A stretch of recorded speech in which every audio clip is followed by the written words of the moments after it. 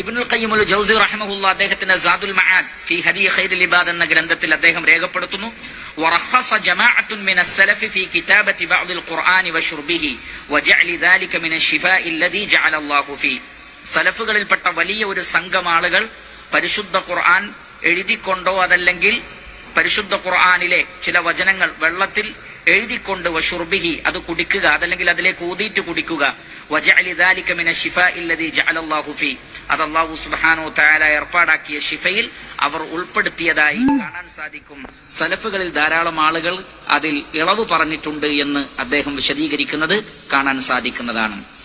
അതേപോലെ തന്നെ സൗദി അറേബ്യയിലെ മുൻ grand മുഫ്തിയായിരുന്ന സമാഹത്തു Sheikh Muhammad bin Ibrahim aloo Sheikh റഹിമഹുല്ലാ, അദ്ദേഹത്തോട് ഇതുമായി ബന്ധപ്പെട്ട് ചോദിക്കപ്പെട്ടപ്പോൾ അദ്ദേഹം പറഞ്ഞത് എന്തിനെ കുറിച്ചാണ് ചോദിച്ചത്? അനിൻ നഫസ് ഫിൽ മാഇ സുമ്മ യസ്ഖാഹുൽ മരീദ് ഇസ്തിശ്ഫാ ബിരീഖി ദാലിക നാഫിസ് വമാ അലാ ലിസാനിഹി ഹീനഇദിൻ മിൻ ദിക്രില്ലാഹി തആല ഔ ഷൈഇൻ മിൻ അദ്ദിക്രി കആയത്തിൻ മിനൽ ഖുർആനി ഔ നഹ്വി ദാലിക്.